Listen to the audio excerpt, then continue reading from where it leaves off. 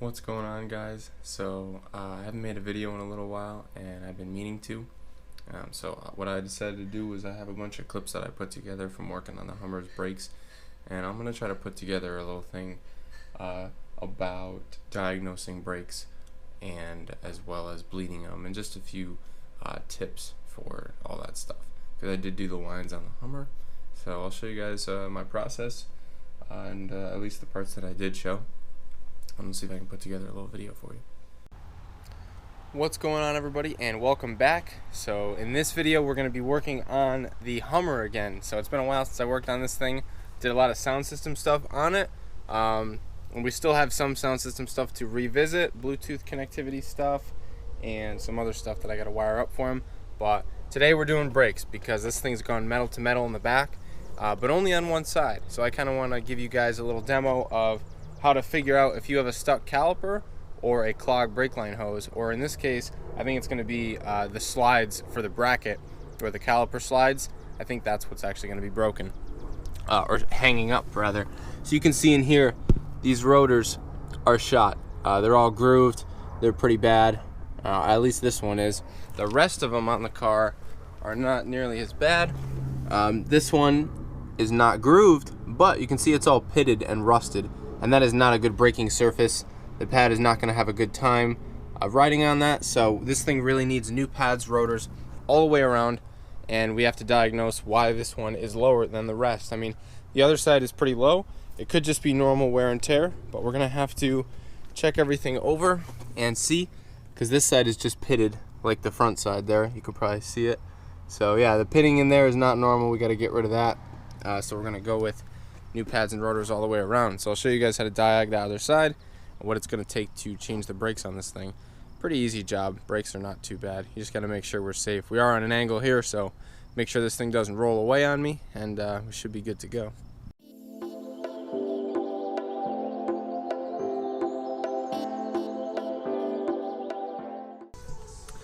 So you can see these guys are pretty bad. These rotors are super grooved, and you can see in there the pad is done. There's no pad left. It's just metal. You can see the squealer is like wearing away, digging in itself, and that's that crazy noise you hear. That squealing noise is this guy. He's squealing really good. But yeah, we're gonna see if we can pop this off. Yeah, see what's actually frozen up in here. We'll get the caliper off, but it's pretty rusted. The hose is pretty rusted and everything. We're gonna see. So I got the wheel off and ran into a slight problem. The brake calipers are actually held on by a T55, yeah, T55 Torx. So I was able to break the top one loose while smashing my hand in the process, but that's nothing new.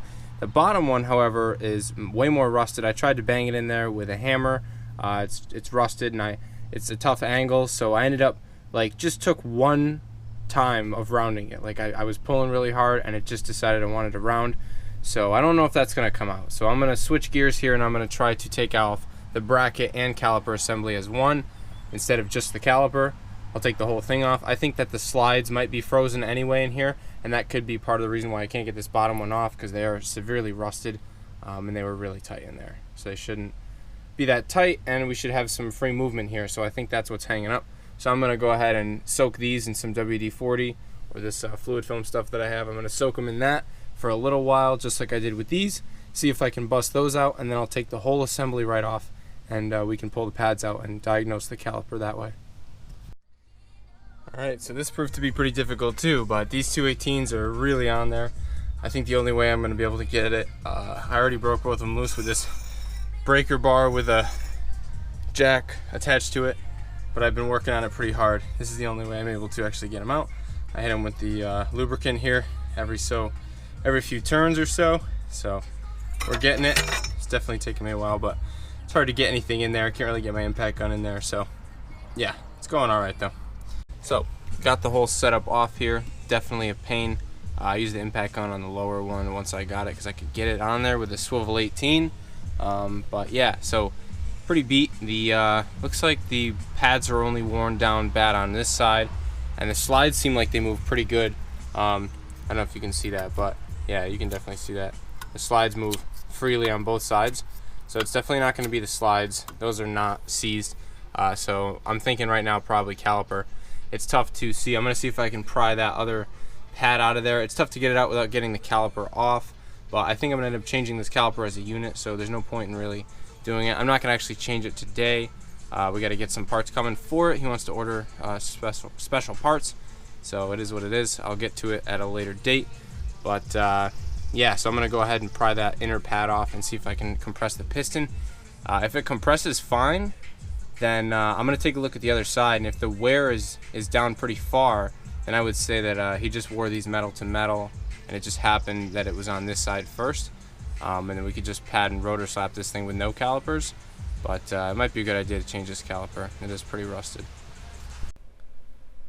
Alright, so there's a small gap in time here in the video, maybe like a week or two, and I had the parts get ordered, and I waited for the parts to come in, and I went ahead and I changed all the pads and all the rotors, and then I took this thing for a test drive, and as you might have seen, maybe I'll throw in a clip from the other video, I blew a brake line on the test drive.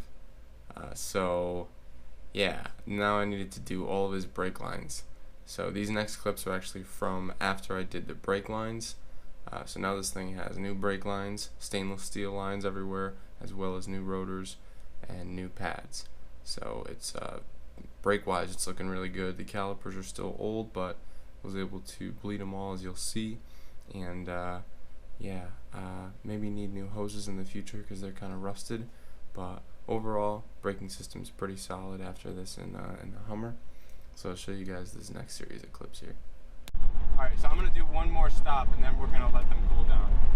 Good to do one more, I think. We'll really heat them up on this stop. We'll wait till we get going downhill a little bit, get them nice and warm. Ready? Hang on. Oh. Alright.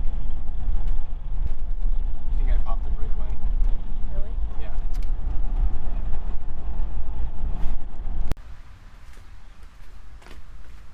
It's hot. What you got to say about this Hummer?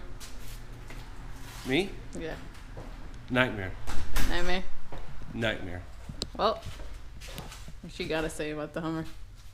It's been a struggle, but you know, always come out on top. That's what I like. Please explain what this contraption is. I see a bungee cord here. What's going on? Essentially, sometimes when you do brake lines, you really should do everything. Like, we really should be doing these hoses, and we should be doing new calipers, as well as, you know, all the brake lines on the whole car. But, you know, we're trying to just do lines here, so when you try to take off the bleeder on something that's kind of rusted, you can see the bleeder totally snap right off. So we can't bleed these new brake lines and get all the air out of the system so that we have a good brake pedal, obviously, if we can't get the bleeder screw off. So what we did instead was I took the bottom bolt out of the caliper right here, swung it up, hung it on a bungee, so that now the hose is now the highest point in the caliper. So all the air inside of the lines and caliper that's rushing to the end is going to come to this high point. And if I just loosen this right here, you should see we got some fluid coming out. We got some drips. I see it. So we know that we have fluid coming out, and if I pump this guy up here, which is a homemade pressure bleeder set up here, and it does hook on, you gotta tighten it up here, but it does actually hook on to the master cylinder, and when I pump this up, put some pressure in here, we'll see this guy's gonna start leaking really good. It's taking a pee-pee. Leaking real good, so we know we got no air in the system here. Yep, it's going all the way through the EBCM, and we got a good leakage now. We got no air coming out, so I'm gonna go ahead and crank this guy back down. And so that's a really good way that you can bleed a caliper, even if you snap the bleeder off, and you still have, you know, your hose that you can get on. So we'll go ahead and lock this guy back down and go ahead and do the other side.